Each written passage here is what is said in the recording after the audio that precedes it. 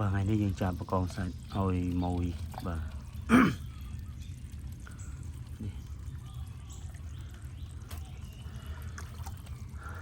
chào con sạch môi nhờ đã tới hàng của bóng xong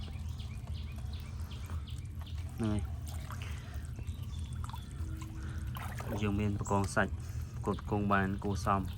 bóng bóng thời ca ấy và ai có mong bàn thôi mẹ côn bà con bố cái dương miên trở đấy bóng bóng thời ca có mong vô từ chân châm chỉ lệ khả nạ cửu xa và khả nạ tôi khả nạ thông mấy và ai bật xa nângประเภทซาអំពីបច្ចេកទេសបានក្នុងការចិញ្ចឹមបងប្អូនចង់ចិញ្ចឹមនៅក្នុងអាងតង់អាងស៊ីម៉ងក៏បានចង់ចិញ្ចឹមក្នុងស្រះក៏បានដែរបាទបច្ចេកទេសខុសគ្នាតិចទេបាទហើយសម្រាប់ការចិញ្ចឹមគឺយើងប្រឹក្សាជូនในការចិញ្ចឹមបាទមួយវិញទៀតបងប្អូនប្រកងអូស្ត្រាលីបាទគឺមានតម្រូវការទីផ្សារច្រើនបងប្អូនអាចចាប់ផ្ដើមចិញ្ចឹមជាមួយវាបានអត់មានថា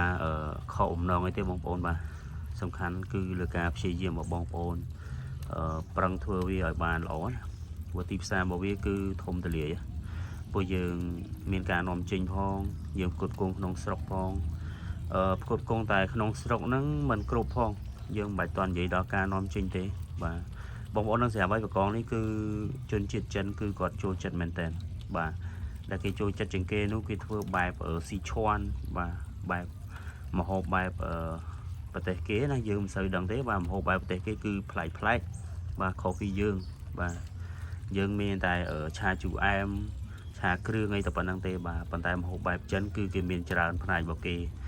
បាទហើយប្រកងអស់នេះគឺយើងមិនថាមិនបាច់ចិញ្ចឹមដល់ធំអីពេកដល់មួយ2ខាំ3ខាំអីទេបាទขนาดនេះសិតតែขนาด